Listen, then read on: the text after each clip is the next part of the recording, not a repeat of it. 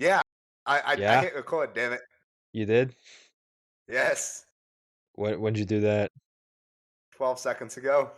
Okay, cool. I did it 23 seconds ago. Hello, everyone. How you doing on this beautiful morning, evening, night, midday? I don't know where you are, but hope you're doing good so far.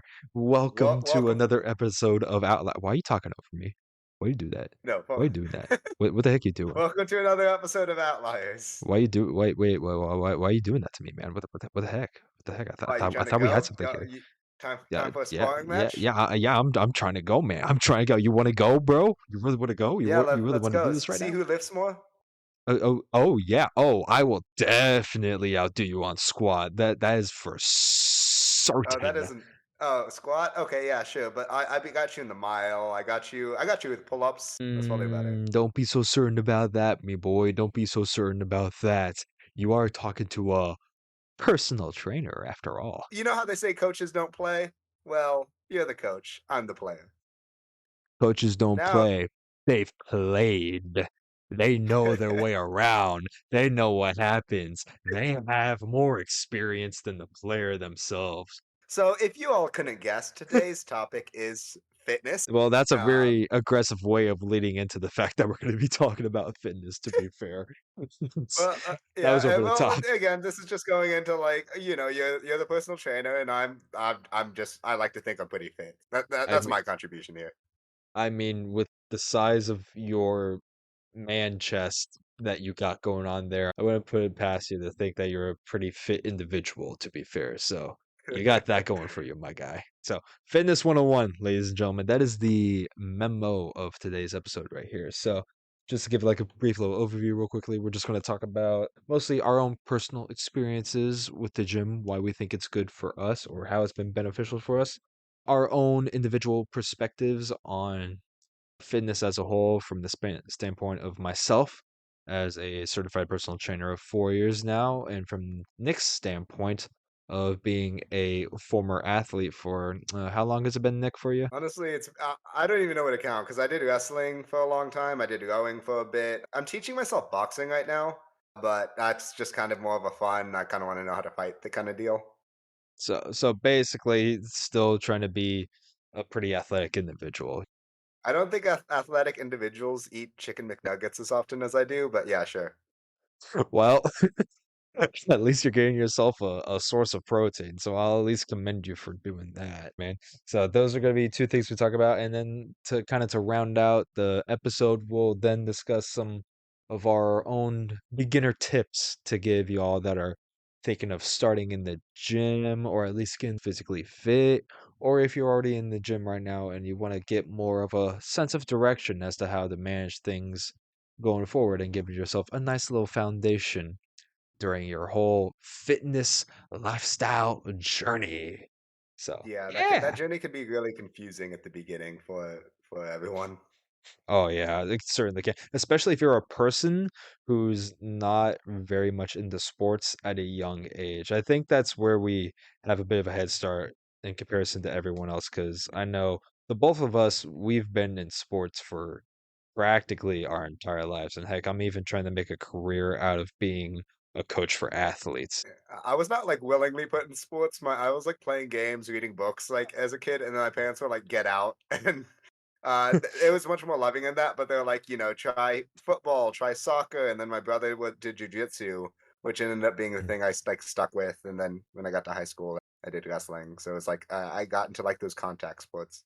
But those contact sports gave you a solid basis as to how you should be training your body to be able to handle some of the workload that you were doing off rip. For a lot of people that are in the general population, and heck, that could even be a listener that's tuning in right now.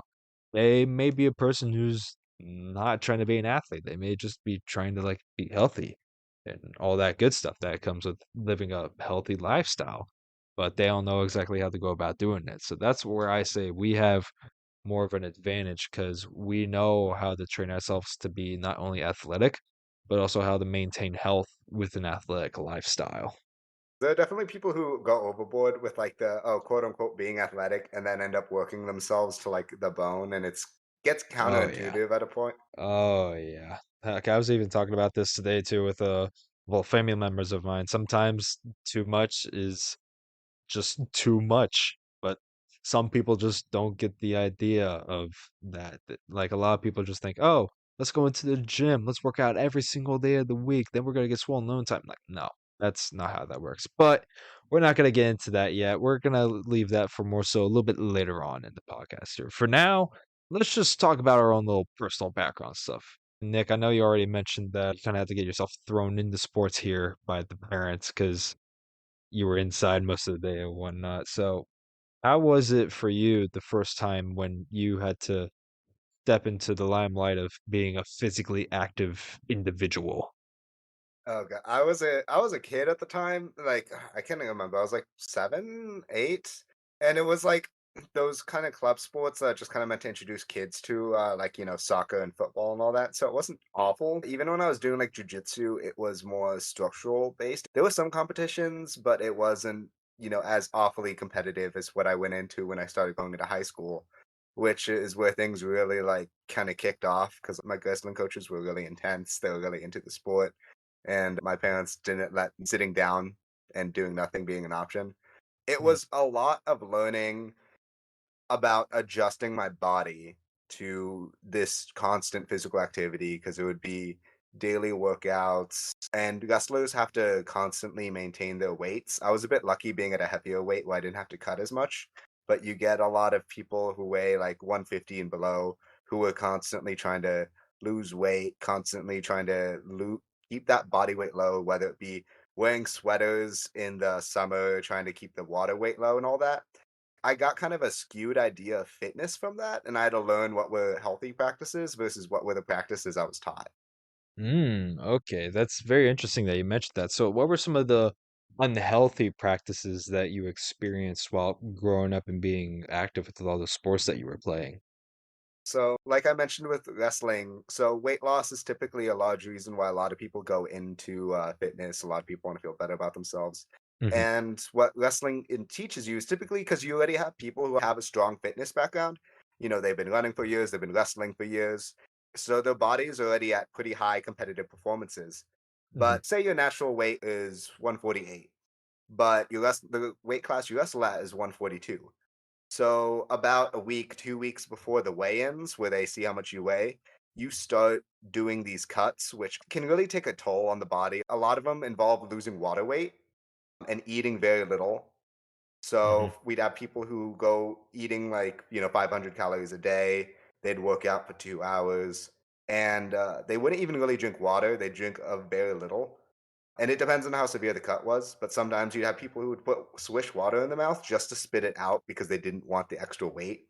And for a while, I'm like, oh, they're still losing weight, but that's counterintuitive to burning fat, which is what a lot of people typically go for. And even then, that's putting a lot of toll on your organs. And you could probably expand more on like what the effects of that would be better than me. But that's what we were taught. And luckily, I didn't have to do that as much at the heavier weight I was at. But it was what a lot of my teammates had to do. Yeah. And I think that's a very important thing that you pointed out there too, because a lot of people think that typical weight loss or quote unquote healthy weight loss can be done in a very fast rate of time, where you said that people were carrying their weight 1 to 2 weeks before they were doing their competitions and whatnot, including yourself. Like for everyone out there right now, let me make this as crystal clear as possible. That is not healthy at all. That is a very detrimental process that a lot of combat sports athletes put themselves through, and that's purely for the means of competition. Outside of any sort of like competitive athlete aspect that revolves around that, it serves no purpose to go on that drastic of a cut unless you're in a very severe circumstance as potentially a morbidly obese individual. That's the only time where I could see that drastic weight cuts like that are good for a person to undergo. And Yeah, even but even then, then, it takes a very heavy toll on the body. you have doctors involved if it's a very severe, and water is pretty Exactly. essential for losing the fat. Because these people didn't really have, they would have like maybe 2, 3% body fat. Actually, probably a bit higher. But the Mhm. goal wasn't to lose fat because that was more difficult. So it was you lose the water weight and you keep that low. And then after the weigh-in, you just, chug a Pedialyte because it would replenish the electrolytes that your body needs. Which is basically just a fancy term for those that don't know. It's basically a fancy way of saying, "Hey, my body isn't going through it anymore. Thank the Lord." That's basically what electrolytes do. I would say more about that if this wasn't the Fitness 101 episode. We all need to be going into the weeds here with people about stuff like this. Right now, we're just keeping it simple. So I guess that could Yeah, be but right there, tip number one for people. Do not, unless said otherwise by a doctor or some sort of healthcare professional that has any sort of back into their name that can authorize this, do not go on a drastic weight cut. Make sure that stuff is professionally monitored if you're even going to go through with that. and let's go into you guys as someone who's been studying to be a personal trainer and you've been pretty involved in sports your whole life. What kind of encouraged you to pursue that kind of path? Well, first off, I basically was the baseball kid the entire time that I was growing up from childhood all the way to adolescence. And even though we did do a lot of conditioning in baseball, it's typically not harped on for a lot of baseball players when they're young to be in the gym lifting weights, doing conditioning, all that sort of stuff. And thankfully, when I want to say 14 at the time, I was on a travel ball team called the Tampa Bay Warriors, and my head coach for the team was actually a certified strength and conditioning coach.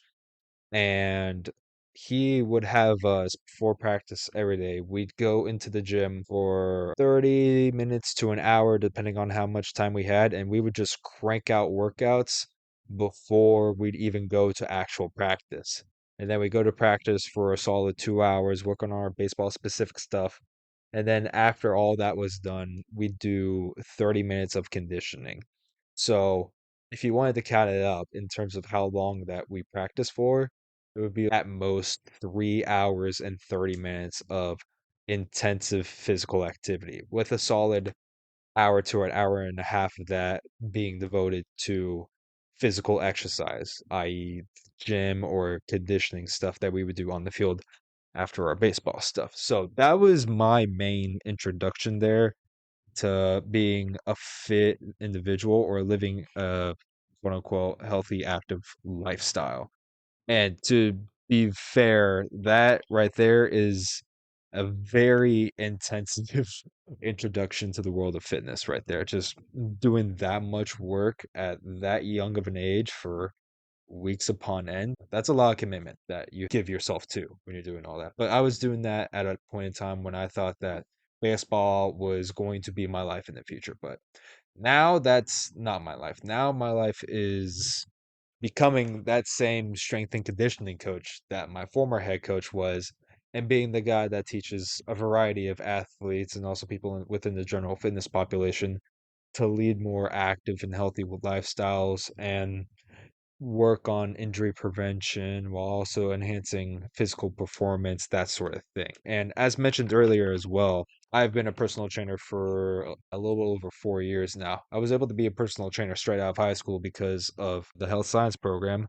Basically, did that for about 3 to 4 years. And at the fourth year, kids that were in the senior level class were allowed to take the National Academy of Sports Medicine Certified Personal Training exam. And of the 20 some odd kids that were in that class that year that took the exam, I was one of the few that was able to pass and get my certification. That's my entire background right there. And you mentioned how you got in with like 3 hours, 3.5 hours of training every day. What was Yeah. that like on a personal level? Because I imagine for a kid that takes a toll on the body, and that there's a huge adjustment period to. Because Oh I yeah. imagine you weren't, you know, productive those whole 3.5 hours right off the bat. If I'm remembering correctly, when I first got introduced to that intensive of a lifestyle, like day one, it was brutal, and then the following day my body was just cramped up entirely. Like from the top of my head to the bottoms of my feet, my entire body was just completely cramped up because it had never done anything like that before. That was a completely new experience to the body that I just jumped into without any sort of like work up to that. That initial phase of having to get over that took probably an entire month just to go from that initial point of, oh my God, I'm so sore to, hey, I'm no longer in such a horrifically sore state where I'm able to endure what's being handed to me right now. That's what that first month process was. After that, it was basically the lifestyle. It was what I lived. It was what I did every day after school for years on end. That was the life that I lived. And it benefited me a lot when I was coming up as a young kid playing baseball and whatnot. But let me just get this out the way right now too. Like that is not a normal way for people to be getting themselves into a healthy and fit lifestyle right there. That is a very intensive way of initially starting out on a fitness journey. So don't take my personal experience, everyone, as the way to go about getting yourself into the gym. That is very intense, very out of the box, and nowadays that sort of approach probably wouldn't even happen. So now that I'm thinking about it, I can't think of any of my friends that got into fitness in like a really healthy manner. Like I'm thinking about one friend who lost like 80 pounds in like 3 months and like was virtually unrecognizable. Oh, I know who you're talking about. Oh my God, I Yeah. know who you're talking about. Yeah, I kind of that's wish we agreed intense. on like a fake name for him before this because it's like that's a good example of he was able to make it, but that was a huge toll on his body, and he just kind of wanted the weight off. But there was so many healthier ways to go about it. I think that also leads into a good point there as well. When you are initially starting off here as a beginner and you're really trying to figure out your fitness goals here, make sure that when you start off, you're not just putting yourself just straight onto the grindstone and just gnawing away at doing everything right out the gate and doing countless hours on end, working out every single day of the week. That's not the way to go about it. For people starting off in the gym, listen very carefully. First, have a goal in mind for what you are going to do. Have a goal. After that, then figure out how you're going to go about accomplishing that goal, but understand this as well. You do not need to go so hard in the paint to where your body feels like it's going to completely break down in order for you to reach that goal. Most of the times, you only need to do so much to where you are feeling your heartbeat just racing at a constant pace, where it's just going boom, boom, boom, boom, boom, boom, boom. But you know that you're still there, you're still breathing, you're still going, and you're still able to do the workloads that you are putting onto your body. Yeah, outside of competitive reasons, there's no good reason you should be working yourself into like the ditch. Really Absolutely. happy to see like in the past few decades or so, we've moved towards more like body positivity. So now when people exercise, it's for personal reasons. It's not as superficial as it once was. The goal isn't, oh, I'm going to be anorexic or I'm going to be super buff, but the goal it should be I'm going to be healthy and I'm going to be satisfied with the work I put in Mhm. and what I'm capable of.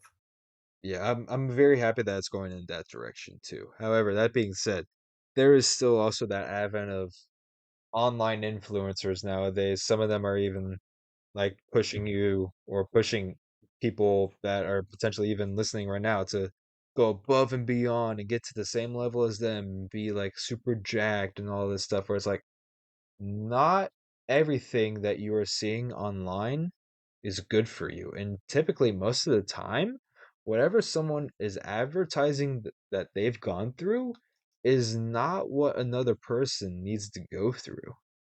So, there is still, in my opinion, that battle that's getting waged on right now where people are having to realize, hey, what's being shown to me is not what I need.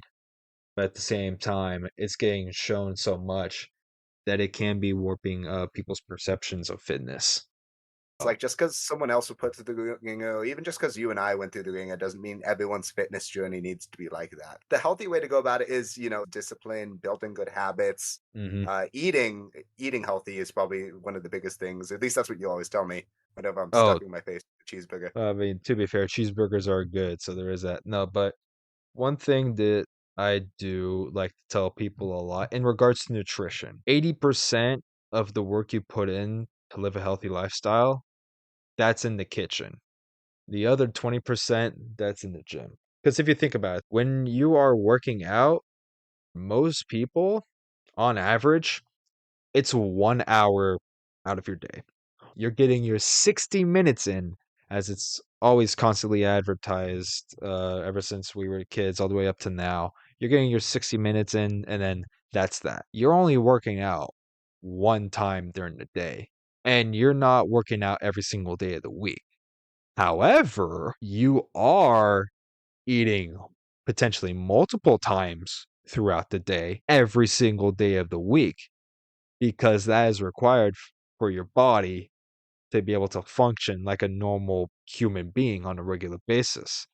So because we eat a lot more times during the day than we do work out during the day, and heck, even during the week as well. That's why I say what you put into your mouth is crucial in being able to live a lifestyle that a person or that you want to be able to live yourself. So, just to recap that for everyone real quickly, be conscious about what you're putting in your mouth. I do think that this is my personal opinion. Let me just get that out there real quickly.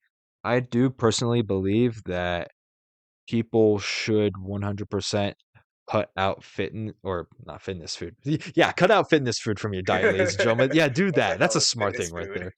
No, but cut out fast food from your daily nutritional intake and whatnot because it's really not good for you. I honestly, right now, I can't even think of a single fast food chain that is even remotely close to being considered healthy by any accounts or by any sort of prominent health-based organizations I and feel like if you're whatnot. eating at like McDonald's daily, though, you probably have a few more issues. But again, it's if you're eating it daily, that's an issue. But if you're having it like maybe once a week, I'd say that's probably the most. Even then, it can even take a toll on the body just because of all the stuff that's being done to their food, even, like, before it's even put onto the grill, like, how it's, like, processed and all that, what sort of, I'm like, just trying to justify my seasonings they're using. baconator. Look, man, Imma be honest, I can't justify the Baconator either, but I still think it's delicious. But It's that being pretty good. said, I'm not gonna let it get in the way of the fact that I still stand by this point of saying it would definitely be very advantageous if people can cut fast food out of their diet significantly. Now, do I expect it to happen for everyone? No. No, I don't. Because there's billions of people that live on this planet and hundreds of millions within the United States alone, hundreds of millions in the UK, hundreds of millions in India, China, like there's a lot of people all over the place. So I'm not expecting everyone to just cut fast food out of their diet. But that said, severely cut back on how often you intake fast food, and you can definitely see a change in your body just from that without even having to go into the gym and work out, lift a weight, or do whatever. I remember when I started cutting out soda, like my freshman year of college. I said no soda. I would have the occasional tea or like chocolate milk. I love chocolate milk. It is a good recovery drink. Anyone can fight me on that. I will never budge. But I cut out soda, and I stopped having the cravings for it after a few weeks, and I felt so much better just not having that. I still have it as the occasional treat. Like I love cherry coke, but that just the overall desire to drink it is down, and I feel so much better as a result. And that's just from soda. That's crazy. When I have a salad, I can lift up a car. Damn, that's intense. All right. So, just to give a quick little recap here, real quickly. A, you do not need to go hard in the paint when you first start off. B, be aware of the foods that you are putting into your mouth and consuming and whatnot. C, drink water, stupid. Come on, what are you doing now? I know that wasn't a point that we made earlier, but still, like, drink I feel water. like we mentioned it with the, "Oh, when you don't drink enough water, your organs start suffering." Yeah, which is what y'all wrestlers went through, which Yeah. condolences, even though none of Mhm. you are dead from what I know, but I didn't condolences. have to go through it as much. Yeah, fair enough. So those are 3 big key takeaways. Oh, and then I D, set goals for your for everything you wanna do, and make sure those goals yeah, are attainable. If you try to say, "Oh, I'm gonna work out 6 days a week," and you never done that before, no, that's just not likely. Aim for, start, "I'm gonna work out 2 days a week." After a few weeks, "I'm gonna work out 3 days, 4 days." mm. Increase it, have the increments be small and incremental, otherwise you're gonna burn yourself out. Well, honestly, here to that point real quickly though, in my own personal point of view, I would suggest for anyone who's, like, starting off in the gym, I would say if I was to do this all over again as a beginner, to start off with at least doing 3 days out of the week in the gym, maybe even 4. Because if you think about it, most people only do 1 hour a day in the gym. You work out for 3 days out of the week, that's 3 hours. And in comparison to all the time that's also left in the week, that's not a lot of time that's really getting taken out of the schedule for what you have planned.